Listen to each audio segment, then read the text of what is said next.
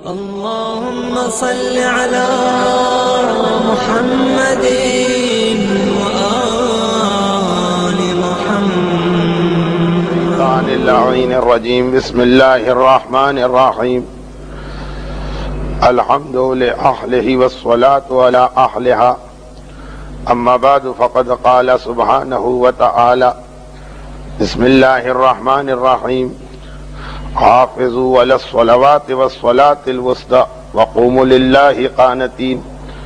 وقال سبحانه وتعالى وويل للمصلين الذين هم عن صلاتهم ساهون والذين هم يراعون ويمنعون الماعون. ابتدائی درس میں چند لمحے صحیح، مگر اس حوالے سے کہ چونکہ آج 10 رجب کا دن ہے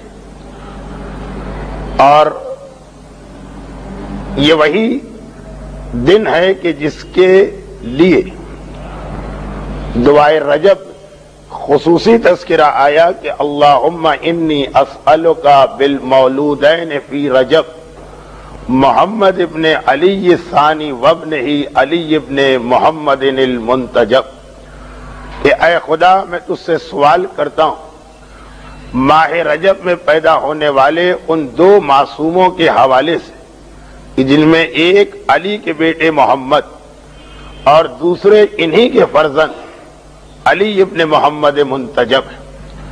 تو آج کی یہ تاریخ اس امام معصوم کی ولادت کی تاریخ ہے کہ جسے دعائے رجب میں ہمارے زمانے کے امام نے خصوصی وسیلہ بنایا بارگاہ الہی میں، اور ہمیں یہ مشق کروائی اور تربیت دلوائی کہ ماہ رجب میں جہاں تم 13 رجب کے حوالے سے مولا کو یاد کر رہے ہوگے تو فرزندان علی ان 2 اماموں کو فراموش نہ کرنا. زیادہ تفصیل میں نہیں جانا، 3 چھوٹی چھوٹی باتیں، اگرچہ مجھے معلوم ہے کہ گزشتہ درس میں بھی 3 ہی باتوں کا بیان کیا جا رہا تھا جس میں 55 منٹ لگ گئے، لیکن آج شاید 5 منٹ یا 7 منٹ.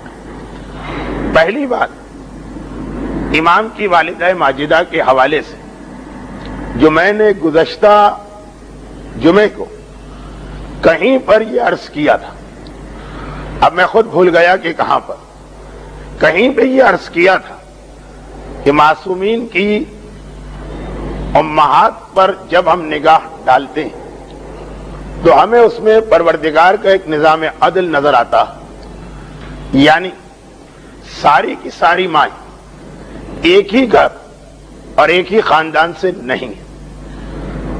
وہ ایک مسئلہ کہ معصوم کے والد وہ اسی نور کا ایک جز ہونا چاہیے، لیکن ماؤں کو خدا نے بکھیر کے رکھ دیا ساری دنیا میں. تو اس میں جہاں تک مجھے یاد پڑتا ہے یہیں پہ یہ بات آئی تھی، اس میں جہاں 6 مائیں سرزمین عرب سے تعلق رکھتی، البتہ عرب میں بھی مختلف انداز سے، کہ ایک ایسی ماں ہے جو خود اسی نور کا ایک جز ہے، اور 2 امام کی ماں بنی حسنین، ایک وہ ماں کہ جو خاندان بنی ہاشم سے بھی تعلق نہیں رکھتی جناب خدیجہ یا فاطمہ بنت اسد، اور ایک وہ ماں کہ جس کا تعلق اس نور سے نہیں ہے لیکن خود اہل بیت کے گھر سے، 5ویں امام کی والدہ. غرض یہ کہ میں تفصیل میں نہیں جا رہا ہوں کہ عرب کے علاقے سے 6 ماں، لیکن وہ بھی الگ الگ پہلو کے ساتھ، اور پھر باقی دنیا سے. امام زمانہ کی والدہ یورپ سے آئیں، 4تھے امام کی والدہ عجم یعنی ایران سے آئیں. دنیا کی 2 بڑی طاقتیں، رومن امپائر اور یہ پرشین امپائر، ساسانی سلطنت اور رومی سلطنت. اور اسی طرح گزشتہ جمعے کو 10ویں امام کی والدہ کا تذکرہ ہوا، سمانہ مغربیہ کہلاتی ہیں، جناب سمانہ جو مغرب یعنی مراکش کے علاقے سے آئیں. اور آج 9ویں امام کی والدہ کا تذکرہ، جن کے بارے میں 7ویں امام نے اپنی قید والے حج میں، جس سال امام کو قید کیا گیا تو قید کرنے سے پہلے جب امام حج کے لیے مدینے سے مکے جا رہے تھے اور اس وقت تک 8ویں امام کی شادی نہیں ہوئی تھی، تو 7ویں امام حج کے لیے مدینے سے مکے جا رہے ہیں اور مکے کی سرحد کے قریب ایک راوی سے ملتے ہیں، خاندان اہل بیت کا بہت قریبی راوی، اور اس سے یہ کہتے ہیں کہ اب میں واپس اپنے گھر نہیں پہنچ پاؤں گا، اس سفر حج میں مجھے گرفتار کیا جائے گا، اور پھر تفصیل بتاتے ہیں کہ کس طرح میرے بیٹے کی شادی سبیکہ سے ہوگی اور اسے میرا خصوصی سلام پہنچانا۔ تو علماء نے یہی لکھا کہ خصوصی سلام یا ہمیں رسول کا ملا جابر کے ذریعے 5ویں امام کو، یا 7ویں امام کا خصوصی سلام ملا یزید ابن سلیط نامی راوی کے ذریعے سے جناب سبیکہ خاتون کو۔ یہ سبیکہ نوبیہ کہلاتی ہے، نوبہ۔ قدیم زمانے میں اس علاقے کو کہتے تھے جو آج سوڈان ہے۔ تو جناب سبیکہ خاتون جو ان 9 امام کی والدہ، جن کا تعلق افریقہ کے اس ملک سے ہے کہ جو سوڈان کہلاتا ہے، اور پھر باقی جو معصومین کی والدہ ہیں، مثلا جناب ام حمیدہ 7ویں امام کی والدہ، جن کا تعلق قبیلہ بربر سے کہ جو دریائے نیل کے اطراف میں یوگانڈا کے علاقے تک آباد ہے، وہ بھی تفصیل پہ تفصیل نکل جاتی ہے۔ تو پہلی بات والدہ جناب سبیکہ، اور وہ سبیکہ کہ جن کے لیے خاص سلام 7واں امام اپنے اس سفر میں کروا رہا کہ جس کے بعد پھر واپس گھر آنے کا موقع نہیں ملا، اور خود امام کا اپنا لقب تقی۔ اب یہ بحث کہ یہ لفظ تقی آخر کس لیے؟ تقی جس کے 2 معنی ہیں، اور اگر غور کریں تو آگے چل کر دونوں معنی ایک بن جاتے ہیں۔ تقی اللہ سے ڈرنے والا، تقی جسے اللہ بچائے، وقا یقی توقی وقایتن، بچنا اور بچانا، تو 2 معنی ہیں، بچنا اور بچانا۔ متقی کو اس لیے تقی کہتے ہیں کہ وہ اپنے آپ کو گناہوں سے بچاتا ہے، اور اسے بھی تقی کہا جاتا ہے جسے کوئی کسی پریشانی سے بچا۔ 9واں امام ایک خاص وجہ سے تقی کہلایا، اور جو خصوصی وجہ اس میں وہ آدھے گھنٹے کا بیان۔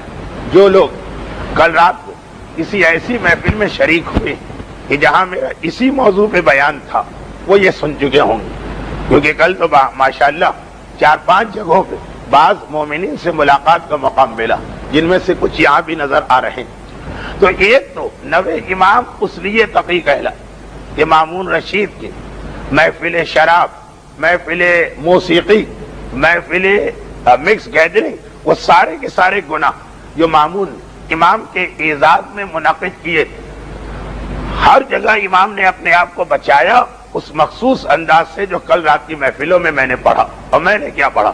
علماء نے کتاب میں لکھا، وہ آپ تک پہنچائے۔ اور تقی اس لیے بھی کہلاتے ہیں کہ حرز جواد کا واقعہ، شراب کے نشے میں مامون کا امام پر رات کے وقت تلواروں سے حملہ کرنا، اور حیرت کے عالم میں صبح کو دیکھنا کہ ایک ہلکا سا نشان بھی امام کے جسم پہ نہیں، اور پوچھنا کہ فرزند رسول، کیا میں نے شراب کے نشے خود ہی یہ تصور کر لیا تھا کہ میں آپ کے اوپر حملہ کر رہا ہوں، یا واقعاً مجھ سے یہ جسارت ہوئی؟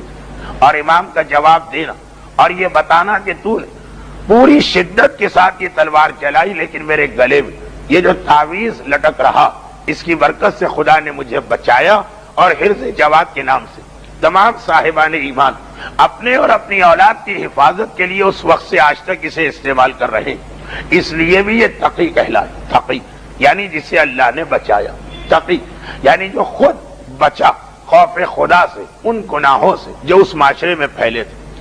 اور خاص بات جو آج مجھے بیان کرنا، اب دیکھیے یہ تقی کے حوالے سے کتنے واقعات آج بیان ہو سکتے ہیں۔ جو لوگ کل رات کو تھے انہیں پتا کہ کم سے کم 25 منٹ کا بیان فقط تقی کے پہلے معنی کے لیے ہو سکتا، لیکن چونکہ آج ہمیں سیرت امام کے تیسرے پہلو کو ذہن میں رکھ کے درس دینا، چنانچہ میں اس تفصیل میں نہیں جاتا۔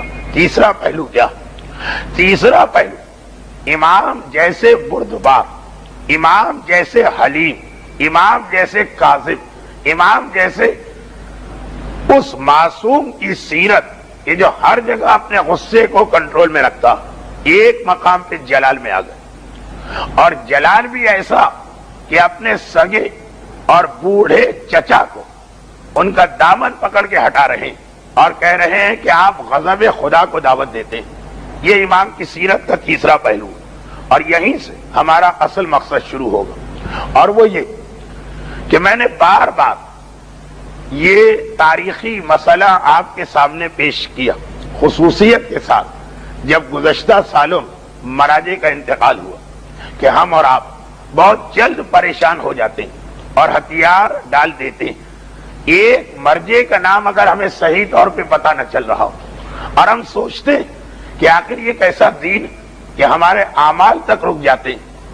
لیکن مرجعیت تو کوئی مسئلہ نہیں. تاریخ بتاتی کہ ہر امام کی شہادت کے بعد اس دور کے شیعوں کے لیے سب سے بڑا مسئلہ یہ رہا کہ ان کے بعد اگلا امام کون. اور امامت تو وہ چیز ہے کہ جس میں اندازے کی غلطی بھی انسان کی آخرت کو تباہ کر دیتی ہے. مرجعیت میں اندازے کی غلطی آپ کی آخرت کو تباہ نہیں کرے گی. آپ نے دیانتداری سے کوشش کی اور غلط مرجع تک پہنچ گئے، آپ عند اللہ عذاب سے محفوظ و معمون. لیکن امامت میں یہ نہیں چلتا، اور ہر دور کے شیعوں امامت کے حوالے سے یہ مسئلہ پیش آیا. چنانچہ 8ویں امام کی شہادت کے بعد بھی یہ مسئلہ اٹھا. اور پھر ایک ضمنی بات، وہ امام کہ جن کی شہادت مرکز سے دور ہوئی وہاں یہ مسئلہ زیادہ شدت سے اٹھتا تھا. 7ویں امام بغداد کے قید خانے میں شہید کیے گئے. مرکز تشیع ہے مدینہ، یہاں پتہ نہیں چل رہا کہ ان کے بعد امام کون. 8ویں امام توس یا مرو میں شہید کیے گئے. مرکز تشیع ہے مدینہ، یہاں پتہ نہیں چل رہا کہ ان کے بعد امام کون. تو بڑی پریشانیاں ہوتی تھی اس زمانے کے صاحبان ایمان کو. 8ویں امام کی شہادت کے بعد بھی یہی ہو کہ 8ویں امام کی شہادت کے بعد تو بلکہ دوہرا غضب ہو گیا، کیونکہ 8ویں امام کی اپنی زندگی میں 9 امام جن کی آج ولادت کی تاریخ، جو امام آج اس دنیا میں آیا 10 رجب 195 ہجری، تو 8ویں امام کے ہوتے ہوئے ان کے اپنے گھر ان کے اپنے بھائیوں نے، ان کے بھائی کون ہوئے؟ 7ویں امام کے بیٹے، انہوں نے کہہ دیا کہ ہم اسے 8ویں امام کا بیٹا مانتے ہی نہیں.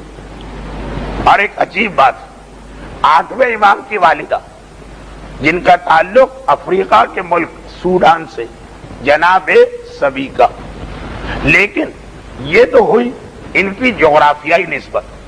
ان کا تعلق جناب ماریہ قبطیہ کے خاندان سے، خاندان کے اعتبار سے ماریہ کے خاندان، اور علاقے کے اعتبار سے سوڈان میں. ماریہ کون؟ ماریہ رسول خدا کی وہ کنیز کہ جب ان سے رسول کو ابراہیم نامی بیٹا ملا تو بے عین ہی یہی اعتراض ماریہ پہ لگا کہ یہ بیٹا رسول کا بیٹا نہیں، اور انہی ماریہ کی اولاد یہ خاتون سبیکہ نام 8ویں امام کے حرم میں داخل ہوئی اور ان کو اولاد ملی، اور ایسی اولاد جو امام تقی کہلائی. اور اعتراض یہ کیا گیا کہ ہم انہیں 8ویں امام کا بیٹا نہیں مانتے، اور اسی لیے 8ویں امام نے ایک مرتبہ یہ فرمایا تھا کہ میرا بیٹا مسیل عیسیٰ، یعنی جو اعتراضات عیسیٰ کے حوالے سے تاریخ میں آتے وہ میرے اس بیٹے پہ لگیں گے. عیسیٰ کے حوالے سے پہلا اعتراض یہ کہ یہ اتنا کم سے نبی کیسے بن سکتا. 9ویں امام پر یہی اعتراض، اتنا چھوٹا امام کیسے بن سکتا. عیسیٰ کے حوالے سے دوسرا اعتراض ان کی ماں مریم، لقد جئتک شیئا فریا، قرآن کہتا کہ قوم کہہ رہی کہ اے مریم تم ایک گناہ والی چیز کو اٹھا کے لے آئی ہو. بے عین یہی اعتراض جناب سبیکہ نوبیہ پر. تو وہ سارے واقعات کی مشابہت. تو 9ویں امام کی امامت تو ڈبل مسئلہ ہو گیا. ایک تو ویسے ہی جو امام شہر سے باہر شہید ہو، اس کے بعد امام کون، اس میں اعتراض. اور یہاں تو 9واں امام کو کہ ان کے باپ کی موجودگی میں انہیں ان کا بیٹا ماننے سے ہی انکار کر دیا گیا. اگرچہ 8ویں امام نے سختی کے ساتھ اس پروپیگنڈے کا مقابلہ کیا، مگر شک تو دلوں میں آ گئے. اور چونکہ بات خاندان کی تھی تو امام نے اس مسئلے کو خاندان تک رکھا. لیکن باہر تو یہ بات پھیلتی چلی گئی اور لوگ اس لیے بھی سوچ میں پڑ گئے کہ یہ الزام یزید نہیں لگا رہا، یہ الزام ابو لہب نہیں لگا رہا، ارے یہ الزام تو 8ویں امام کے اپنے بھائی لگا رہے ہیں، کچھ تو حقیقت ہوگی، کوئی تو بات ہوگی۔ اور پھر اسی حالت اس سے پہلے کہ مسئلہ پورا صاف ہو 8ویں امام کو ہجرت کرنا پڑی، اور ایسی ہجرت جس کے بعد واپس بھی نہیں آئی، اور 9ویں امام کے پاس امامت آ گئی۔ لیکن عام شیعہ اب تک کنفیوز تھی۔ اس میں یہ واقعہ پیش آیا، مدینے سے 3 میل ایک جگہ ہے سریا، سوات کے ساتھ لکھا اسی طرح جاتا جیسے آپ لاہور سریا لکھتے ہیں، مگر سوات کے ساتھ۔ یہ مدینے سے 3 میل کے فاصلے پر 7ویں امام کی ایک زمین تھی، ایک جائیداد، بڑی پرفضا، بہترین باغات، پانی کا انتظام، فصلیں۔ وہاں پر سارے کے سارے شیعہ دنیا کے نمائندے جمع ہوئے، مثلا ہر شہر سے وہاں کا ایک بزرگ آیا، قم سے بھی آئے، مشہد سے بھی آئے، مشہد تو نہیں خراسان، اسی طرح بغداد سے، اسی طریقے سے دمشق سے، جہاں جہاں شیعت پھیلی۔ اور یہ جو کہ 7ویں امام کی جائیداد، تو 7ویں امام کا مکان اور ان کی اکثر اولادیں یہیں پہ رہتی ہیں۔ آپ کو معلوم کہ معصومین سب سے زیادہ زمان قید 7ویں امام کا، اور سب سے زیادہ اولاد بھی 7ویں امام کی ہیں، 43 بیٹے اور بیٹیاں 7ویں امام کی اولاد میں، سادات موسوی کثیر تعداد میں۔ خیر، جس وقت یہ سب لوگ یہاں جمع ہوئے اور بات یہ ہو رہی تھی کہ امام کے گھرانے کون سا شخص ایسا ہے جو اب جانشین بنا ہوگا اپنے 8ویں امام کا، تو بہت ہی مقدس عبداللہ ابن موسیٰ اس لیے کہ 7ویں امام کا نام عبداللہ، یہ 8ویں امام کے بھائی، اور بہت ہی صحیح، ماتھے پہ پیشانی پر سجدے کا نشان، یہ آئے اور آ کے بیٹھے، اور اس جگہ جا کے بیٹھے کہ جہاں امام بیٹھا کرتے تھے۔ زبان سے کچھ کہا نہیں، لیکن نشست وہی اختیار کی جہاں 7ویں امام اور 8ویں امام بیٹھتے تھے، اور پھر لوگوں سے بات بھی وہی، سوال کرو اگر تمہارے پاس کوئی تمہارا مسئلہ، وہی انداز اور اسٹائل۔ اب لوگوں نے سوال شروع کیا، مگر کچھ لوگوں کے پاس چھٹے امام کی ایک حدیث، ان کے کان کھڑے ہو گئے۔ چھٹے امام کا ایک فرمان ہے کہ حسن اور حسین کے بعد اب خدا امامت کو 2 بھائیوں میں کبھی نہیں رکھیں گے، یہ ایک فرمان چھٹے امام کا تھا۔ آج کل چونکہ ہمیں ان فرامین کی ضرورت نہیں، اس لیے ضرورت نہیں کہ اب اس کا محل ختم ہو گیا، جیسے زکوٰۃ کی اصل کرنسی نوٹ پہ زکوٰۃ نہیں ہے، سکے پہ زکوٰۃ، چنانچہ وہ مسائل بیان نہیں ہوتے، لوگ اس پہ ذرا جزبز ہوتے ہیں اور گھبراتے ہیں۔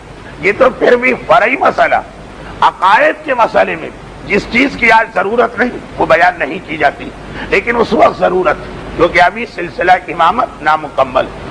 تو وہ لوگ جو چھٹے امام کا یہ فرمان سنے تھے کہ خدا حسن اور حسین کے بعد اب 2 بھائیوں میں امامت کو نہیں رکھا، انہوں نے تو پہلے ہی فی الفور فیصلہ کر دیا کہ یہ موسیٰ کے بیٹے عبداللہ اب یہ امام نہیں ہو سکتے، کیونکہ جب موسیٰ کا ایک بیٹا علی رضا امام ہو چکا تو اس کا بھائی امام نہیں ہو سکتا، ان کے اعتبار سے چیپٹر کلوز۔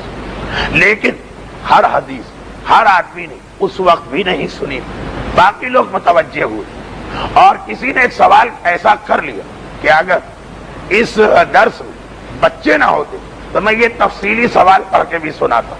خیر، کسی جانور کے ساتھ فعل حرام کرنے سے متعلق ایک سوال تھا، اور ایک بار یہ سوال ہوا اور ادھر موسیٰ کے بیٹے عبداللہ نے، یعنی 7ویں امام کے بیٹے عبداللہ نے اس کا ایک جواب دیا۔ جیسے ہی جواب دیا، مکان کا اندر کا دروازہ کھلا اور 8 سال کی عمر، 8 سال، میرے 9ویں امام باہر آئے اور جلال کے عالم میں باہر آئے، اور آتے ہی اپنے چچا کے دامن کو پکڑا۔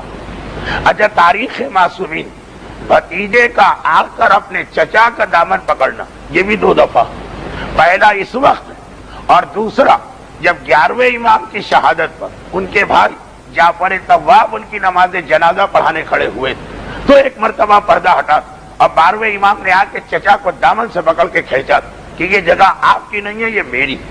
یہاں بھی 9ویں امام آئے، لیکن بڑے جلال کے عالم میں آئے، اور ایک مرتبہ کھڑے ہو کر کہا کہ اے چچا، اتق اللہ، اللہ سے ڈریے، آپ کو قیامت کے دن جواب دینا پڑے گا۔ جس منصب کے آپ اہل نہیں اس پہ آ کے بیٹھے گی، اور جس سوال کا آپ کے پاس علم نہیں اس کا آپ نے جواب کیوں دیا؟ اب اس کے پہلے حصے کا تعلق ہم سے نہیں، دوسرے حصے کا تعلق ہم سے، کہ جس سوال کا آپ کے پاس علم نہیں، کیا ضروری کہ آدمی ہر مسئلے پہ اپنی زبان کھولے، چاہے معلوم ہو چاہے معلوم نہ ہو؟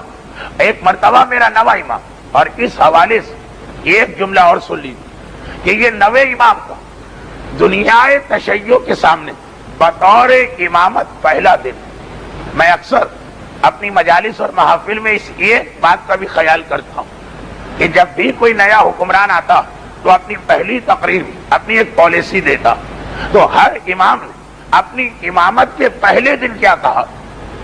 آپ کو یاد ہوگا کہ اکثر اس موضوع پہ میں نے بات کی۔ اب یہاں پر میرا نواں امام میرے چوتھے امام سے مل گیا۔ چوتھے امام اپنی امامت کا پہلا دن اور پہلا اعلان مسئلہ شرعی کے ذریعے کیا، پھوپھی اماں حجاب ثابت۔ نواں امام آج پہلی مرتبہ امام بننے کے بعد عوام کے سامنے آ رہا، اور امامت کا آغاز اس سے ہو رہا کہ خبردار جو منصب تمہارا نہیں ہے اس پہ جا کے نہ بیٹھو۔ اور یہ بہت اہم جملہ آج بھی، امام نہیں ہے اپنے آپ کو امام کو، نبی نہیں ہے اپنے آپ کو نبی کو، مرجع نہیں ہے اپنے آپ کو مرجع کو، مجتہد نہیں ہو اپنے آپ کو مجتہد کو، وکالت مطلقہ کے اختیارات نہیں رکھتے اپنے آپ کو وکیل مطلق کو۔ غرض یہ کہ جملہ وہیں سے چل رہا کہ اے چچا اللہ سے ڈریے، جو منصب آپ کا نہیں اس منصب پہ آ کے آپ بیٹھے گے۔ اور دوسرا وہ جملہ یہ بھی ہمارے معاشرے میں کہ اے چچا جس کا علم نہیں، کیا اس کا جواب دینا ضروری؟ آپ کے پاس جب اس مسئلے کی معلومات نہیں تو فقط اس لیے کہ پبلک کے سامنے میری عزت باقی رہے، یہ پہلا جملہ امامت کے بعد پہلا ڈکلیریشن، یہ دو چیزیں جو منصب آپ کا نہیں ہے کبھی اس کا دعویٰ نہ کیا۔ اور اچھا انہوں نے دعویٰ نہیں کیا، ایک بات اور یاد رکھیں، دعویٰ نہیں کیا، امپریشن دیا، دو الگ باتیں۔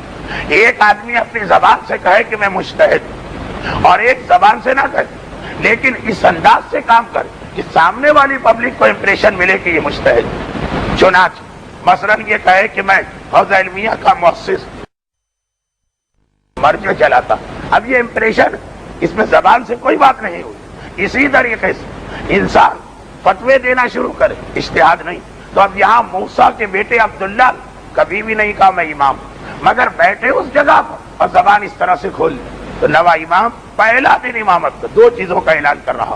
اور اس کے بعد عبداللہ کے بیٹے موسیٰ، چچا، سگے چچا ہیں اور بڑے چچا، عمر کا فرق یعنی تقریباً یہ 8 سال تو وہ کم سے کم 60 یا 70 سال عمر کا فرق، لیکن جب حق کی بات آتی ہے تو اس میں یہ فرق نہیں دیکھا جاتا۔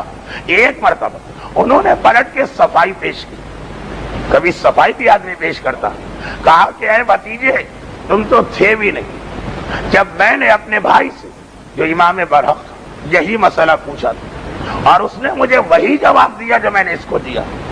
اب اپنے غلط جواب کے لیے اس آدمی کی پناہ تلاش کی جو اس وقت جواب دے نہیں سکتا۔ 8ویں امام کا نام لیا۔ اب یہاں کہاں سے 8ویں امام آئے کہ یہ ثابت ہو جائے کہ یہ جھوٹ بات کر رہے کہ سچ بات کر رہے؟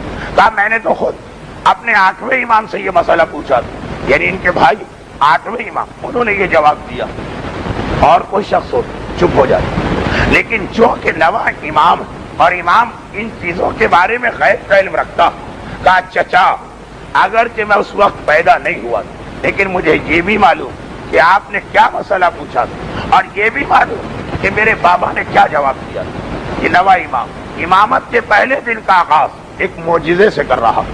مجھے معلوم کہ میرے بابا سے کیا سوال پوچھا گیا اور انہوں نے کیا جواب دیا۔ یقیناً میرے بابا نے وہی جواب دیا جو آپ نے دیا، پھر تو بات ختم ہو۔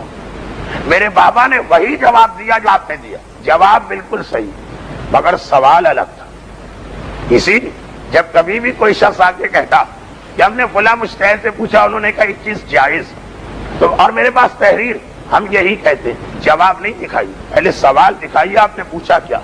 جواب تو ایک جیسا ہو سکتا، دار و مدار آپ کے سوال پر۔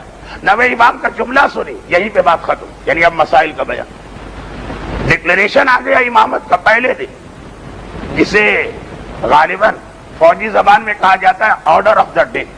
ہر چیف آف اسٹاف جس دن آتا پہلے دن ایک حکم جاری کرتا ہے فرمان امروز. اب نوے امام کا فرمان منصب نہ ہو دعویٰ نہ کرنا, علم نہ ہو کبھی جواب نہ دینا. اور جب کہا کہ یہ سوال تو میں تیرے بابا سے پوچھ چکا ہوں اور تو اس وقت پیدا بھی نہیں ہوا, تو نوے امام کا اطمینان دیکھیے, یہ امامت کی شان. کہا آپ نے صحیح کہا, میرے بابا نے جواب وہی دیا جو آپ نے دیا, بس مجبوری ایسی کہ اس قسم کے واقعات کھل کے مجالس اور درس میں بیان نہیں ہو سکتے. اس کے لیے آپ کو کتابیں پڑھنا پڑیں گی, کیونکہ بچے بچیاں مرد عورتیں سب ہوتے ہیں. کہا کہ جواب ایک ہے, سوال الگ تھا. آپ سے سوال پوچھا گیا جانور کے ساتھ اگر کوئی وہ ظلم کرے, اور میرے بابا سے سوال پوچھا گیا کہ اگر کوئی قبر کھود کر کسی عورت کی میت کو نکالے اور ظلم کرے. الگ الگ سوال, جانور کا سوال الگ ہے اور مومنہ عورت کا سوال الگ. جواب جو آپ نے دیا میرے بابا نے میت کے لیے دیا تھا, جانور کے لیے نہیں دیا تھا. ایک مرتبہ عبداللہ ابن موسیٰ اتنے نادم کہ واپس چلے گئے پردے کے پیچھے, اور گویا اس سارے تشیع کے نمائندہ مجمع کو نوے امام کے حوالے کر گئے. لیکن خیر وہ تو واپس چلے گئے. ہمارے ہاں ایسے بھیڑائی والے بھی ہیں کہ غلط دعوے کرتے ہیں اور اس کے بعد اس پہ اڑ جاتے ہیں, اور اگر کوئی ان کو ان کی غلطی بتائے تو سامنے والے کو دھمکیاں ملتی. عبداللہ ابن موسیٰ نے کوئی دھمکی نہیں دی, شرمندگی کے ساتھ چلے گئے. اس اعتبار سے ہمیں پھر بھی یہ غنیمت لگی. مگر نوے امام کا جملہ یاد رکھیے, علم کے بغیر بولنے کی ضرورت نہیں, اور فقط اس لیے کہ تم نے کسی عالم سے ایک مسئلہ سنا ہوا یہ نہ سمجھنا کہ دوسرا مسئلہ بھی ایسا ہی ہوگا. اب انہوں نے کیا کیا, میت کے مسئلے کو گھوڑے کا مسئلہ بنا دیا, جانور کی, جو غلطی ہمارے آج بھی ہوتی. سونے پہ زکوٰۃ ہے کا پیپر کرنسی پہ بھی ہونا چاہیے, وہ الگ یہ الگ. مگر آج تشیع کا ایک بہت بڑا طبقہ اس مسئلے سے غیر مطمئن کہ یہ کیا فتویٰ ہے کہ کرنسی کے اوپر زکوٰۃ نہیں ہوتی, اور دلیل کیا لاتے ہیں. بھئی آپ کرنسی پہ زکوٰۃ کو واجب سمجھ رہے ہیں, دلیل کیا, کوئی آیت, قرآن پڑھ نہیں سکتے سمجھنا تو دور کی بات. یہ جھگڑا وہ کرتے جو قرآن ان سے پڑھوائیے تو زیر زبر پیش صحیح نہیں لگا سکتے اور جھگڑا کرتے, نہیں آیت تو نہیں, کوئی روایت نہیں. پھر کیوں آخر آپ اچھلے جا رہے ہیں کہ کاغذ کے اوپر بھی زکوٰۃ ہونی چاہیے. کہ اس لیے کہ سکے پہ زکوٰۃ, یہ وہی غلطی جو جھوٹے دعوے دار امامت نے کی. دو الگ الگ مسئلے, کاغذ الگ چیز اور کرنسی الگ چیز. آپ لوگوں کے سامنے زبان کھولنا ہی جسارت. کس مسئلے میں, فقہ کے مسئلے میں نہیں بلکہ اکنامی کے مسئلے. آپ میں سے ہر ایک کا شعبہ یہی, آپ تو پیدا ہی ہوتے ہیں اس ماحول کے اندر کہ جہاں روپیہ پیسہ روکڑا بزنس کمرشل ٹریڈنگ یہ سب ہوتا. لیکن پھر آپ کے علم میں ہوگا کہ پیپر کرنسی کوئی زیادہ پرانی چیز نہیں. صحیح معنوں میں اسی 20ویں صدی کے شروع میں, جو ابھی حال ہی ٹائمز اپنا ایک خصوصی ایڈیشن نکالا تھا کہ 20ویں صدی کا شروع کیا ہے اور آخر کیا ہے, تو کرنسی کے حوالے سے اس میں ایک سیکشن تھا. اب نہ میری انگلش, نہ میں انگلش سمجھ سکتا ہوں اور نہ اکنامکس, دونوں چیزیں مجھے نہیں آتی.